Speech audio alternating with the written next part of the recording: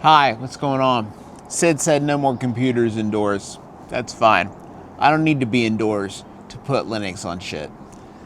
Today I want you to get some dusty ass old computer that you don't know what to do with anymore. Oh my god, my cat's out here. Some dusty ass computer that you don't know what to do with anymore, and we're gonna bring it back to life because everything's too expensive. Microsoft, Apple, all of them are just crooks. They're trying to kill your computer with planned obsolescence, so we're going to bring it back to life. Here's what I want you to do. I want you to go to a computer that you already like using, and I want you to bring a thumb drive, a USB thumb drive. And it doesn't have to be Gimundo. In fact, it may be worse if it is. So a smaller one's great, like 8 gigabytes. You got that, or 128 would be good. Just get one of these and go to a computer, and I'll meet you over there, okay? Okay.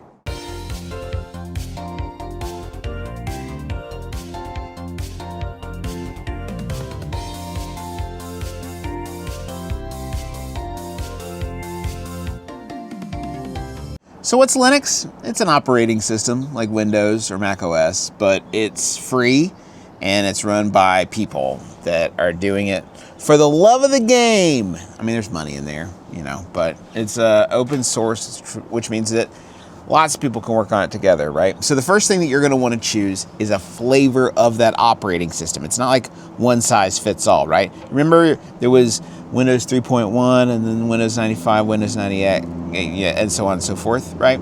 Similar to that, there's different kinds of Linux distributions, they're called, right? Some are better for beginners, some are a little bit more accessible, some look more like what you're used to. My cat got out again. Hold on a second. She's jumped down before. There's some kinds of Linux that look a lot like Windows and look a lot like Mac, and they're really easy to get into. But crucially, they also, a lot of versions of Linux, most versions of Linux run a lot better on older hardware. And I don't know if you know this, but Windows 10 isn't getting security updates anymore. So a lot of people are going to be getting rid of that kind of hardware, not going to have a use for it. And you don't want it to end up in a landfill. So you're going to put Linux on it. You can do it outside if you want. We're going to first choose a distribution of Linux. The answer is Linux Mint. You just get Linux Mint. Now, that doesn't mean anything to you right now, I hope. I hope that that's just gobbledygook, right? Because I want to get to you early. There's lots of different kinds, and there's lots of videos that's like, choose the right distribution for you. Here's the point. Linux Mint is the basic distribution for almost everybody. Get Linux Mint. If you like it, you will want to try other distributions because it's fun. And you're a dork now that likes to do that. If you don't end up being a Linux dork that wants to mess around with it all the time, then Linux Mint is still the right choice. So just put Linux Mint on it. So we're going to go to the Linux Mint. Search Linux Mint. I searched Linux Mint. You fucking idiot. Like there, see, it still came through for me. Linux Mint 22.3. We're going to download. Look, they got installation instructions. Look at this. This is how stupid you can be. Oh god, it's got so many tabs open. But there's a Linux Mint installation guide that you can totally do. We're not going to do that. We're just going to look at this page. We're going to actually, you know what I'm going to do? I'm going to open that in a different tab so we can. Oh god, I wish I'd closed. I have like 30. Why didn't I do that? Just because it's not confusing enough, right? There's even different kinds of Linux Mint. Cinnamon is the one up top. That's the one for most. If it's, I don't know why you would go with the other ones. If you have a worse computer, I think you can get Xfce. And Mate is a classic desktop environment. It's a continuation of GNOME 2. This is how they fucking get you. They start telling you a bunch of garbage that you don't need to know about. Don't worry about it. We're getting Linux Mint. We're getting Cinnamon. We're going to download it. Okay, so if you want... Listen, this isn't a video about torrenting, but the torrents are usually going to be faster. Get a torrent client and watch a different video about that. But you can just, it's 2.9 gigabytes. You can just freaking download it. I'm going to do the torrent though. You don't need to worry about that. Download mirrors. You can do that. Let's see. We'll do one of these. USA. Download mirrors. Okay. Oh, as long as we're downloading stuff, it occurs to me we should also get Rufus. Rufus is software that you can use to create your little Linux drive. This thumb drive is going to become a little, like a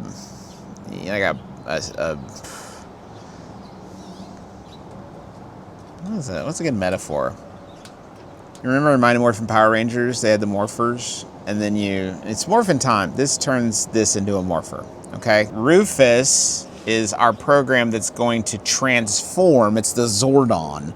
It's going to transform our normal thumb drive into a morpher. We are going to download this program. It is also free and very small, and it's frequently updated. So honestly, I just download I already have it, but I just download whatever the newest one is and delete it, and then I download it again when the time comes. Now Rufus, this is a great, easy to use little guy. That's why I like him. There's another one that people use sometimes called Bellina Etcher. It looks better, and I like it too. So if you want to get Bellina Etcher, it is also free, but it will do the same thing for you. I like Rufus right now. So we got Rufus going. Our device is going to be our little thumb drive that we're going to plug in. This is actually my thumb drive that I've already done this with, but this is what you'll do at this point. You'll plug this thumb drive in. Hey, it's me, Justin, from the future. Make sure the thumb drive doesn't have anything on it that you want, because we're going to erase the whole fucking thing. Sorry about the language, and sorry about and it'll look for a device. Let's see if it still sees it, even though this is a crazy ass little Linux thing. Yeah, cool, okay, see? It saw it and says there's a problem with it. The problem is it's already a morpher, and I already did this, but you'll see the device pop up, and then we're gonna go look for our disk image that we have, and we have our Linux Mint ISO, and we're gonna choose that. And ISO is like the costume that you're putting into the morpher that tells it what kind of costume it's gonna transform it into. I'm not gonna start this, but you get the idea. You'll click start, right? And it'll burn our little ISO, our little costume, onto our thumb drive. Now it's gonna wipe the thumb drive, okay? So don't have anything on it that you wanna save. I should have said that earlier. We'll start it, and then the whole process will be done. It might throw an error that's like, hey, this didn't work properly, but it's because it doesn't really recognize the thumb drive anymore, because it's not a thumb drive, it's a morpher. You ready for the big reveal? This one already says Linux on it, because I already did this. And then I put white out and then Sharpie to remind myself that this is my Linux morpher. I have a computer I'm gonna put this on. It is a little like enterprise desktop guy. I really don't know what's gonna happen when I plug it in, because I haven't used it for quite some time. I think I used it for probably video games, something cool. But I'm gonna go get that set up out here. It's a bigger pain in the ass laptop, but we're outside. We're doing this outside. It's a beautiful day. So our next step is gonna be, I got the computer set up. It was a big pain in the ass, but it's out of here. And I think it's about to start raining, I think. So we got our Linux thumb drive. I'm gonna put that into this computer. This is an Elite desk that, again, I don't know why I bought. It's an HP Elite desk. I don't know even what the guts are, but it doesn't matter for our purposes. You can do this with a laptop. You can do this with a regular old desktop computer. You can do this with boring, whatever computer you got lying around. The only tricky thing about this whole process is, depending on your computer and the motherboard it has in it, the button that you have to push to interrupt the startup process can vary. It can be F7, F12, delete. So you want to search that, or you can just fuck around until you figure it out. Like, you can't be that busy. You're putting Linux on something for fun. Let's try F12. I feel good about F12. F12, protected by HP Sure Start. Okay, that did it. Look, that did good. That one, I can't believe that worked. Fuck. Damn it. Okay. So this is a problem already. I have a keyboard that is using a USB dongle, but the USB dongle is not recognized by this part of the BIOS, right? By this part of the process. It's not smart enough to know about USB stuff, right? So when you see this kind of computer thing, it's like not very smart. It's being pretty dumb right now. So this is what we want. We love this. Start Linux Mint 22.3. This is good. I'm hoping you can see that. That's what we want, but I gotta go get a fucking keyboard. put in the goddamn thing. Okay, so generally my rule of thumb with computers is that if you're plugging in something new, especially when it's like this, once you already got an operating system stuff up, I like to turn it off and plug it in and then turn it back on, just because I feel like you give it the best shake. But let's try this. Let's just plug this. Oh God, there's outside dust. Don't do computers outside.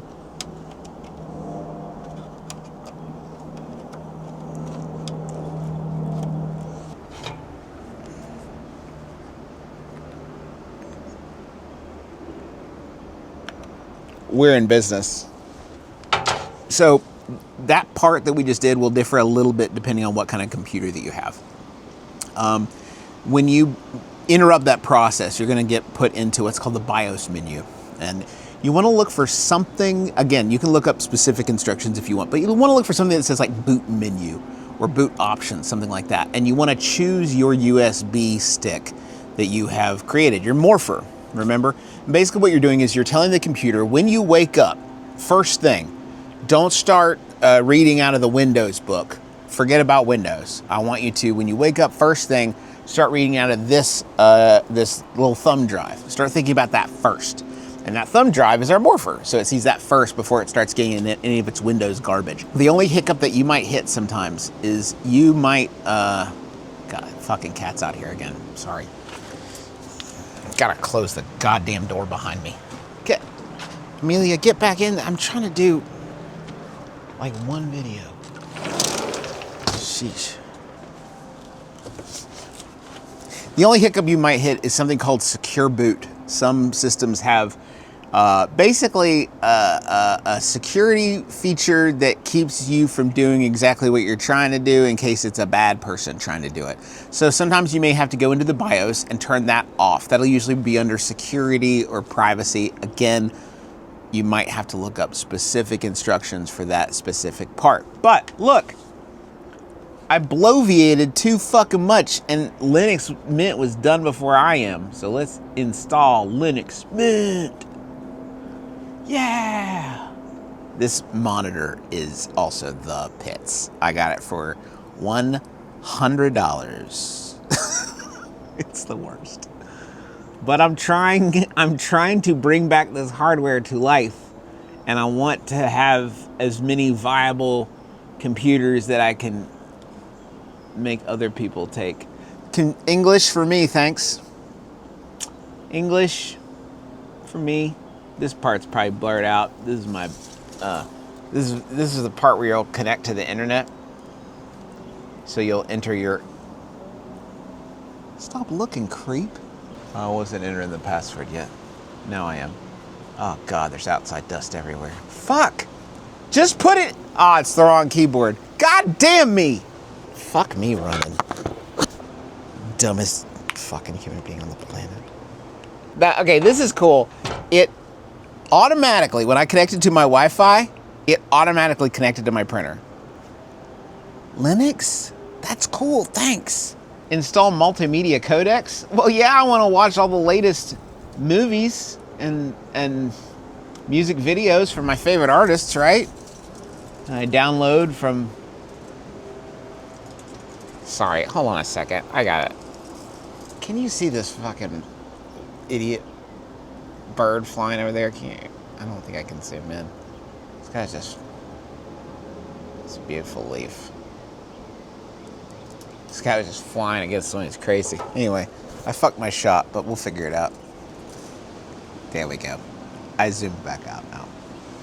I'm sorry I messed up the shot for a falcon. Okay, so we can install Linux Mint alongside, this had Debian on it, which is another flavor of Linux. It will, in your case, probably say install Linux Mint alongside Windows or Mac or whatever you're trying to do with it. I've done dual boot on some systems where it'll like have both on there. What you'll basically do in that case is choose in that BIOS like which guy gets loaded up, which operating system you're booting into, and you'll basically have to partition, split your hard drive, so it's like two computers basically. There's ways to make them share the hard drive, I think. But for me, Like, let's fucking get Windows off there. You know what I mean? Let's get this junk. Let's give it a fresh start. So we're just gonna do erase disk and install Linux Mint. If you continue, the below changes will be. I don't know what that means. Just do it. Yeah, that's my time zone, baby. Our name is Justin. Our name is Justin, and we're the dumbest fucking.